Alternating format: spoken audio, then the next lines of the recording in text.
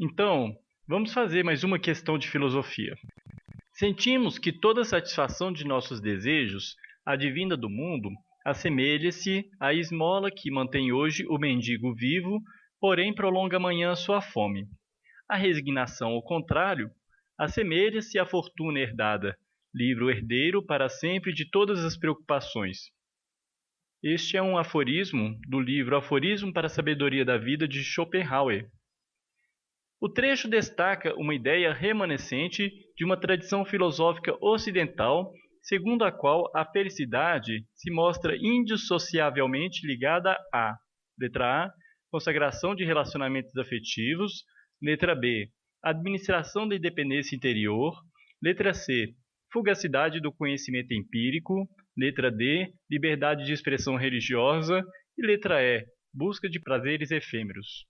Em primeiro lugar, essa questão foi muito discutida, porque ela é um pouco ambígua. É difícil compreender se a pergunta se refere aos elementos que Arthur Schopenhauer está defendendo ou aqueles que ele critica.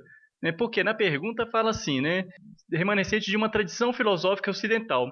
Para quem não conhece essa tradição filosófica ocidental, a pessoa fica assim, mas afinal de contas, ele está defendendo algo que está presente na tradição filosófica ocidental, ou ele está criticando algo da tradição filosófica ocidental? E a alternativa que eles estão solicitando aqui é em relação a essa tradição filosófica ocidental ou em relação ao que pensava Arthur Schopenhauer? Olha, gente, quando acontecer uma questão como essa, um conselho que eu dou é vocês prestarem muita atenção na assertiva, na ideia principal. Ou seja, a tradição ocidental é um elemento de fundo, mas você tem que pensar na ideia principal. Qual que é a ideia principal do texto? Então, primeiro é interpretar o texto. Ele vai sugerir que a busca de prazeres efêmeros não é suficiente para a conquista da felicidade.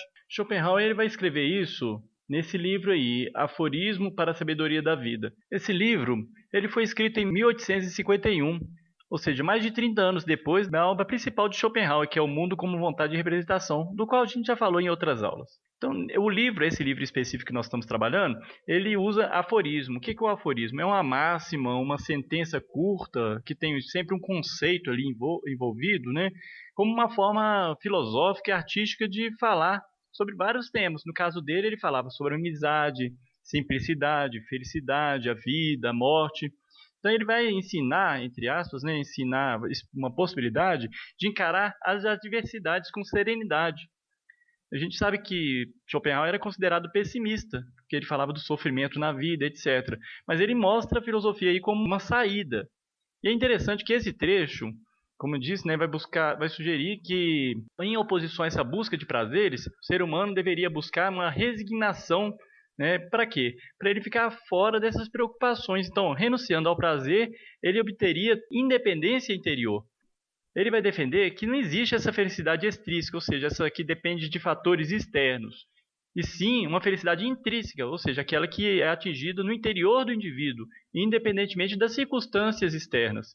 Então, por isso, a alternativa mais adequada para marcar aí seria essa alternativa B, administração da independência interior.